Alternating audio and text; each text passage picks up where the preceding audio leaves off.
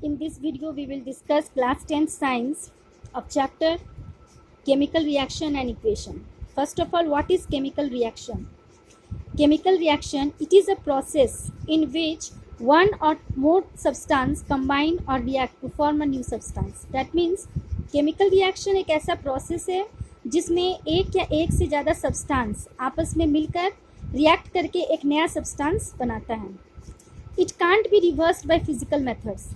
मतलब chemical reaction जो है रिवर्सिबल नहीं है, इसको हम लोग दोबारा वापस उसी सब्सटेंस में कन्वर्ट नहीं कर सकते हैं. नए सब्सटेंस को दोबारा फिर पुराने सब्सटेंस में कन्वर्ट नहीं किया जा सकता है फिजिकल मेथड्स के द्वारा. फिजिकल मेथड्स हम लोग 9th में पढ़े थे, जैसे फिल्ट्रेशन, सेंट्रीफ्यूगेशन, इवेपोरेशन, डिस्टिलेशन, ये सब मेथड सब फिजिकल मेथड्स हैं. हम लोग फिजिकल मेथड्स के द्वारा कोई भी केमिकल रिएक्शन को दोबारा न्यू सब्सटेंस को दोबारा फिर से पुराने सब्सटेंस में कन्वर्ट नहीं कर सकते हैं. केमिकल रिएक्शन में क्या क्या इन्वॉल्व होता है? फर्स्ट है चेंज इन स्टेट. कोई भी केमिकल रिएक्शन पहले जो था और फिर जो नया सब्सटेंस बना, तो दोनों में स्टेट में चेंज होता है. पहले सॉलिड टू लिक्विड या लिक्विड टू गैस या सॉलिड टू गैस, स्टेट में क्या होगा? चेंज होगा. उसके बाद कोई भी केमिकल रिएक्शन जब होता है तो उसमें कलर में चेंज होगा. पहले और आफ्टर रिएक्शन के बाद जो नया सब्सटेंस बन रहा है, दोनों में कलर में चेंज इन टेम्परेचर में चेंज होगा. और इवोल्यूशन ऑफ गैस, उसमें से गैस निकलेगा. जो न्यू सब्सटेंस बनाएंगे हम लोग, उसमें गैस इवॉल्व होगा, गैस निकलेगा. Second, chemical reaction happens in our everyday life. हम लोग का डेली लाइफ में कौन कौन सा केमिकल रिएक्शन पार्टिसिपेट करता है?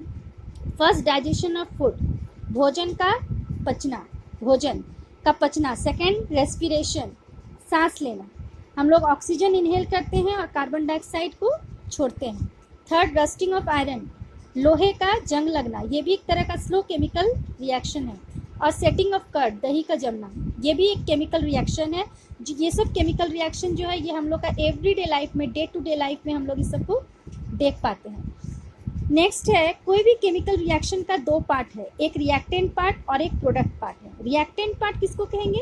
रिएक्टेंट है the substance who take part in chemical reaction और रिएक्ट बिटवीन टू और more than two substance which are react with each other, इसको हम लोग रिएक्टेंट कहते हैं. और प्रोडक्ट किसको कहेंगे? The new substance which are formed after reaction के बाद जो नया सब्सटेंस बनता है उसको हम लोग प्रोडक्ट कहते हैं. अब जैसे एग्जाम्पल में है कि one magnesium ribbon burnt in air और oxygen, it gives us magnesium oxide. जैसे मैग्नीशियम का Mg, ऑक्सीजन का O2 और मैग्नीशियम ऑक्साइड MgO, ये रिएक्टेंट है और ये जो है ये क्या है? प्रोडक्ट है. ये आपस में ये दोनों रिएक्ट कर रहा है, कंबाइन हो रहा है, इसलिए ये रिएक्टेंट. और ये आफ्टर रिएक्शन दोनों रिएक्ट करने के बाद एक नया सब्सटेंस बन रहा है, इसको हम लोग प्रोडक्ट कहते हैं. अब इस चैप्टर में हम लोग पढ़ेंगे केमिकल इक्वेशन क्या है. What is chemical equation? Chemical equation और केमिकल रिएक्शन ये दोनों क्या है?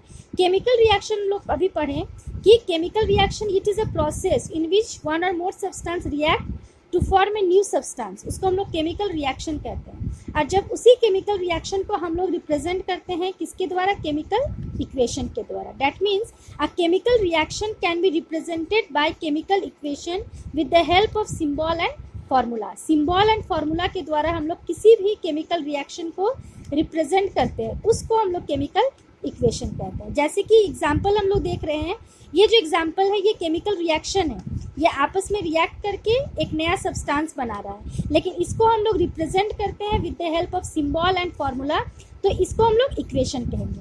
केमिकल रिएक्शन को हम लोग किसके द्वारा रिप्रेजेंट करते हैं? इक्वेशन के द्वारा हम लोग इसको रिप्रेजेंट करते हैं. और इसमें हम लोग मेंशन करते हैं फिजिकल स्टेट को.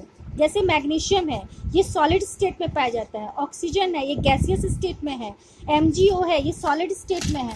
तो सॉलिड, लिक्विड एंड गैस, ये तीनों स्टेट में हम लोग इसको मेंशन करते हैं. S से सॉलिड, L से लिक्विड और G से गैस. और AQ मीन्स एक्वस. एक्वस किसको कहेंगे?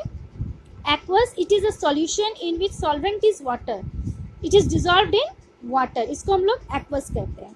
अब नेक्स्ट है एग्जाम्पल, जैसे हम लोग केमिकल इक्वेशन का देखें, Mg + O2 MgO, तो ये एरो है, एरो के लेफ्ट हैंड साइड को हम लोग रिएक्टेंट करते हैं और एरो के राइट हैंड साइड को हम लोग प्रोडक्ट कहते हैं.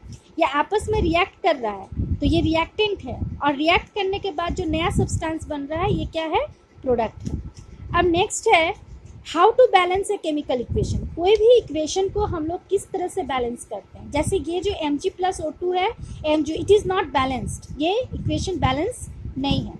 इस इक्वेशन को बैलेंस करने के लिए हम लोग क्या करेंगे कि the number of atoms in each side, reactant side and product side, must be equal. Number of atoms of each element in both the sides must be equal.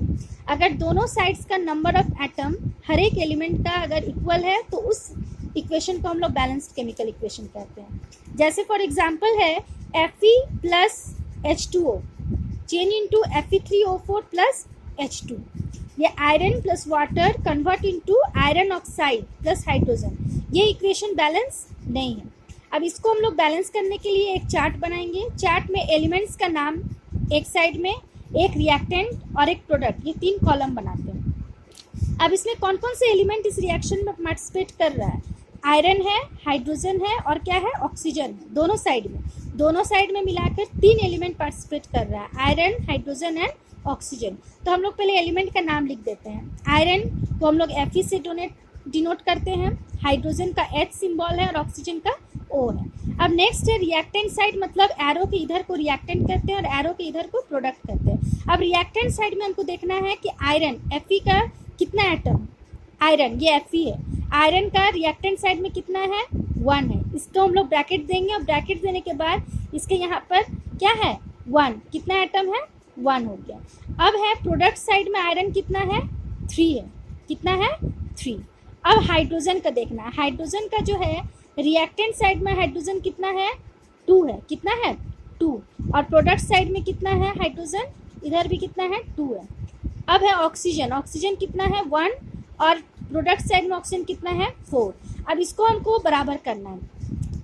Iron क्या है, रिएक्टेंट में 1 है, लेकिन यहाँ पर कितना है, 3 है।